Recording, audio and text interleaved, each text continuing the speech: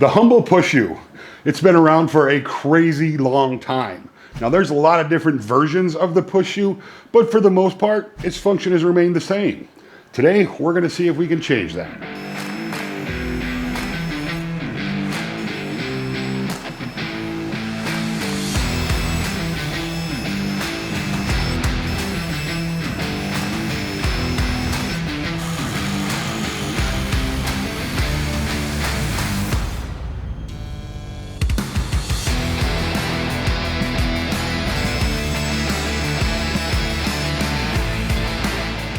One of the biggest problems I have in my shop, and I'm sure many of you have the same issue, is finding a push stick when I need one.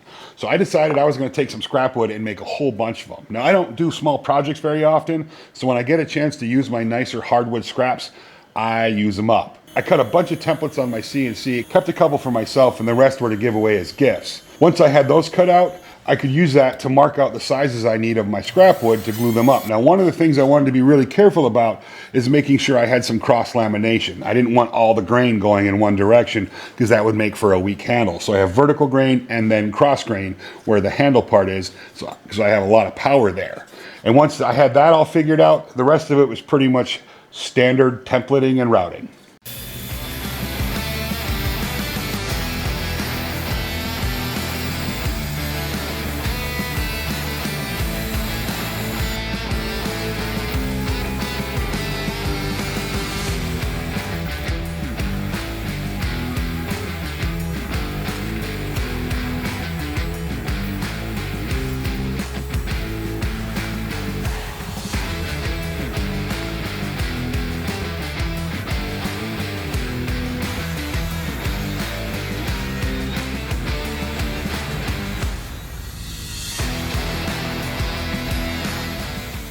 Before we jump further in today's video, let's do a little bit of definition. So this right here is called a push stick.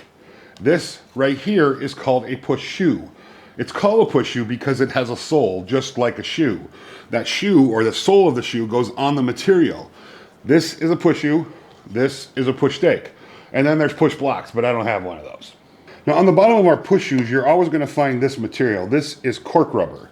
We cut it into strips like this, use some carpet tape, and then attach it on there, making sure to roll it on nice and strong. We get this material from incline.com. It comes in big sheets, so as you can imagine, it does a lot of push shoes. We use this in all of our clamps, and whenever we need a non-slip surface, that's what we add on. This stuff is one of the best non-slip materials I've ever found. With that, it's time to talk about these holes. These holes are to hold a stick that goes in right there. Now we can add another piece onto here to make our push stick even more stable. To do that, I needed a way to be able to secure that stick in here at different lengths. To do that, I'd simply drill a hole in the back of the push stick over on a drill press, and then I used a tap to thread it out. That tap matches the threads on this 3/8 bolt. Now for the head, I cut out some more pieces on the CNC, and I was able to just epoxy these in place, so that made it very secure, and I had a bigger knob with a little bit more torquing power to secure these down. So I made another template like this. So it's basically just the push shoe without the handle. And then I added those holes. Now in this case, I glued 2 pieces of those sticks, those square sticks to the side, so they'll fit right in to there, functionally letting me make this push shoe as wide as I want it. And to lock it in place, all I have to do is add the knob. And that second one, I put that there for support. And be honest, it's not really needed. I could have done it with just one hole, but that second hole gives us some more options.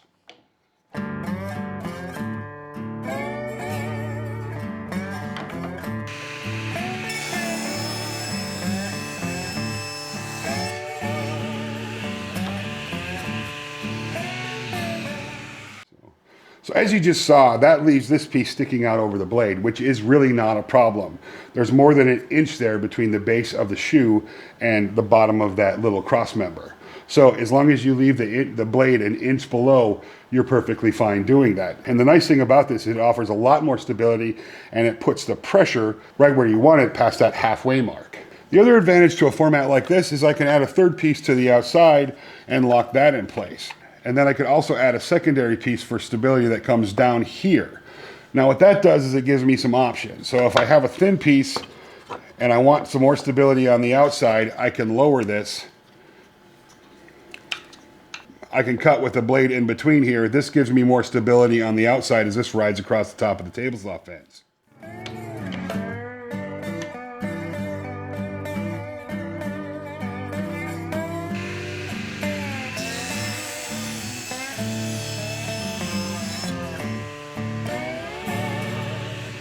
Using a square for those pieces that go through it ended up being a really stable way of holding those pieces. So I experimented with lots of things, like just using one stick going through or one piece of wood going through the hole, and it was really stable. And that led me down another train of thought. What if I didn't want 6 inches of this wood cantilevered over the blade?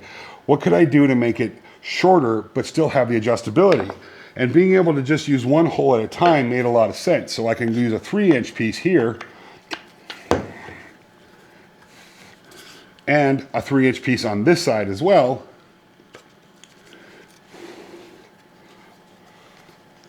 So I can increase the width even more, which gives me more stability on pieces that are wider.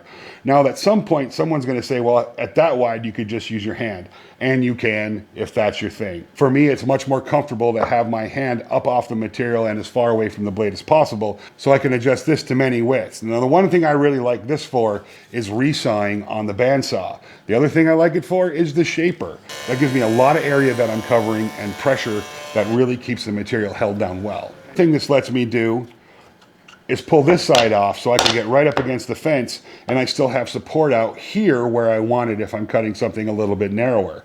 And then just being able to take these things off really rapidly back to a normal push stick, that's really cool. This is super handy to use. It's very adjustable, and I can accessorize it as I'm going along, which I'm really enjoying. Now, I know a lot of you are thinking there's push blocks out there that you can move stuff around on, and I'm not picking on Micro Jig or anybody else. I'm gonna have to ask you guys to use your imagination for a minute, because I don't have a push block in my shop. But it's a block, so the width is not really adjustable. You are stuck with this fixed width. Now, you can adjust the center one on it, and I think the newer ones, you can do some adjustments on the side. But for me, I want something that I can rapidly adjust to lots of different thicknesses or widths, or be able to take apart and just use the regular push shoe really rapidly. I don't want to spend a lot of the time adjusting and then guessing and making sure that I'm not gonna hit the blade. I can see through this, so I can see for sure where that blade is going. I gotta tell you guys, I am loving this format. This made a whole lot of sense to me. It's easily adjustable. You can get it as thick or as thin as you want it, and you're not stuck with everything on here. You can take it off really rapidly.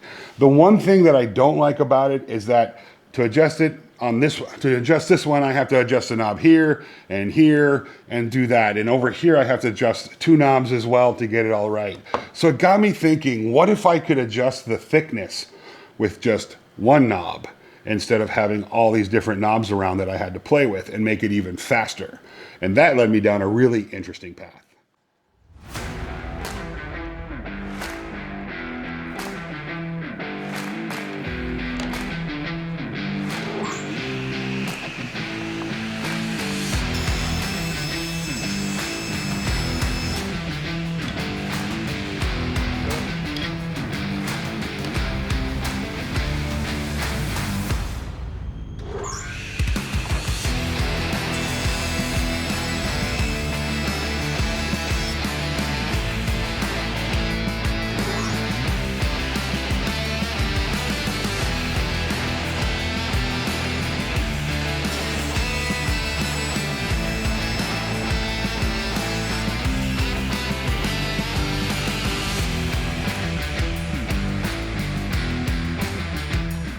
So with just 1 knob, I can adjust this out to 5.5 inches wide, just like that. And I can easily rip material down to a 1/2 inch wide.